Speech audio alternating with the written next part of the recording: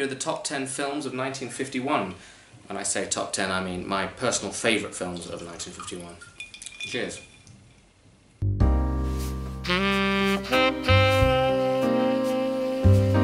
In at number 10, The Prowler.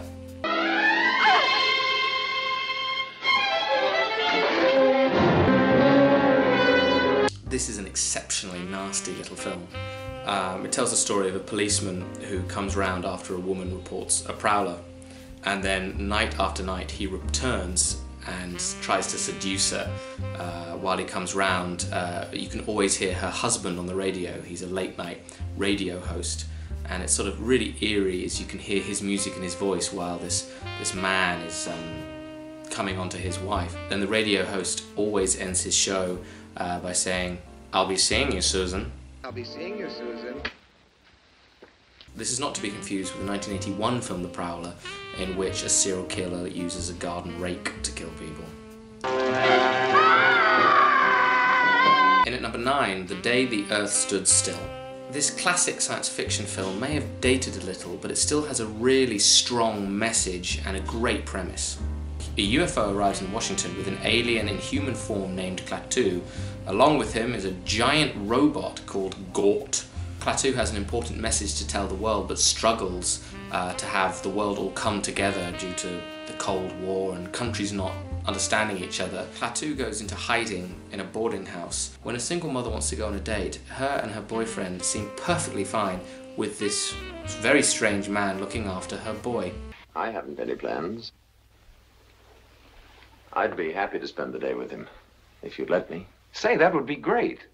This is one of the original aliens come to Earth and judge humanity for our cruelness to each other, and it's definitely one of the best, if not the best. Other examples are The Abyss, I guess Q in Star Trek The Next Generation, and so often in these stories the aliens go, "You're trying to kill each other, you guys are horrible," but then you have love and culture, and then they sort of forgive us, and that's bollocks.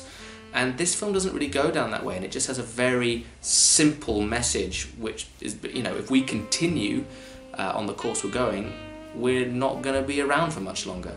It's a strong message and well told in this classic science fiction film. In at number 8, The Man in the White Suit.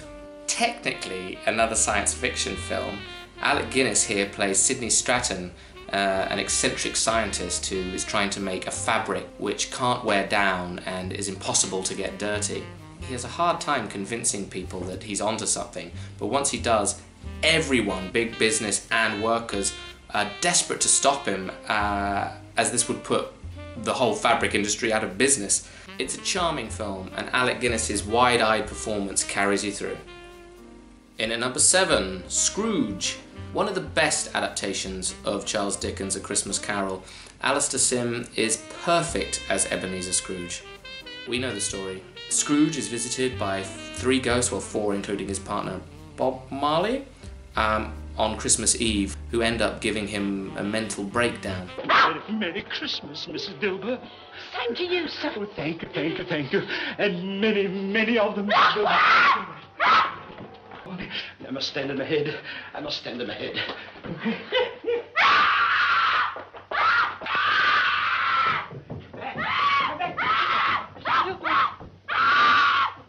I am not mad. And we're staying in the UK for number 6, The Lavender Hill Mob.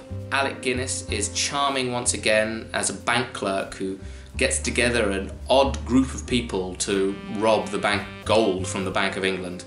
The film starts with Alec Guinness living in luxury in Rio before he tells his tale, and usually I don't like it when a film starts at the end and shows how we got there, but this film has a really nice little nasty sting in its tail. The mob's plan to turn gold into small Eiffel Towers and smuggle them out of the country would sort of be used again in Die Hard with a Vengeance, where Simon Gruber tries to smuggle the gold bullion from New York by turning it into little Empire State Building figurines. I love the idea of the little Gruber brothers sitting at home watching the Lavender Hill Mob and it's sparking their little criminal minds. Well, before we get into the top 5, why don't we look at some of the other notable releases of 1951. An American in Paris won a ton of Oscars telling the story of a well, An American in Paris. Gene Kelly stars as the American who badgers a girl until she falls in love with him. Howard Hawks produced the original The Thing from Another World, where humans meet an alien and before doing anything else shoot it and then have it attacked by dogs.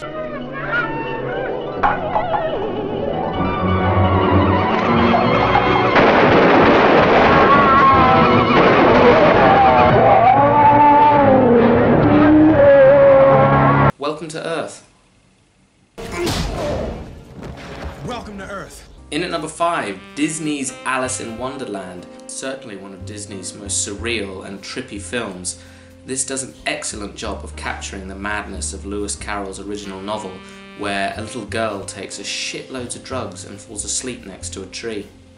In at number 4, Strangers on a Train. This is one of my favourite Hitchcock films. It tells the story of a tennis player who meets an unstable rich psychopath who suggests that they swap murders. As neither would have motive to kill the victims, they would more likely get away with it. Robert Walker steals the show as Bruno, the dastardly man who comes up with the plot, and Farley Granger is great as the man who wants nothing to do with him. The film's quite camp, but it's incredibly nasty throughout and really funny. My only criticism of the film, and the reason it's not higher on this list, is the climax, which takes place on a runaway, speeded up merry-go-round, is so silly.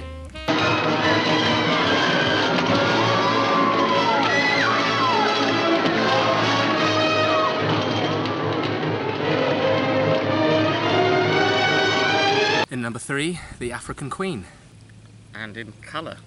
This excellent adventure movie, directed by John Huston, stars Humphrey Bogart and Katharine Hepburn, giving, I think, their two best performances as a sort of odd couple. She's a religious, sort of uptight woman, and he's this sort of rebellious, dirty guy who runs the African Queen, a boat, and the journey follows their adventure through a German East Africa at the outbreak of World War I, as they journey down this river and go through all sorts of adventures. And what's great about it is it's all shot on location, and you can really tell it looks amazing. You never feel like you're out of it.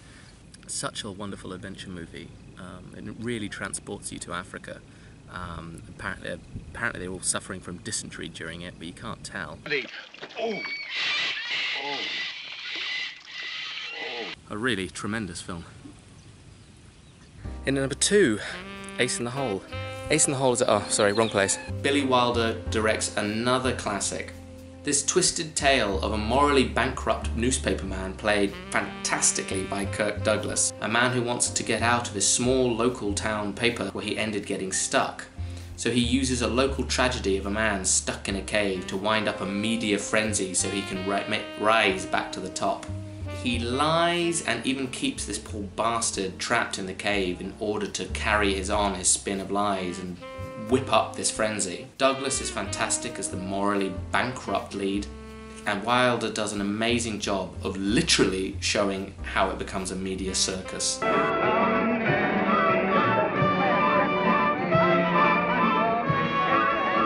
Really dark and really good. And in at number 1, A Streetcar Named Desire, certainly one of the greatest theatre adaptations of all time. Based on Tennessee Williams' play of the same name, it tells the story of Blanche Dubois, an emotionally vulnerable woman who arrives in New Orleans to live with her sister, Stella! Stella! Stella! Stella! She immediately clashes with Stella's rough husband, played by perfection by Marlon Brando, who steals the show in a film with other knockout performances. Well, what do you know? It's an incredible treat to watch, and the end musical number is really worth it. A stranger's just a friend you haven't met. You haven't met. Streetcar! So, counting down the top 10. In at 10, The Prowler. In at number 9, The Day the Earth Stood Still. In at number 8, The Man in the White Suit. In at number 7, Scrooge. In at number 6, The Lavender Hill Mob. In at number 5, Alice in Wonderland. In at number 4, Strangers on a Train. In at number 3, The African Queen. In at number 2, Ace in the Hole. And in at number 1, A Streetcar Named Desire. Well, that was my list. What are your favourite films of 1951?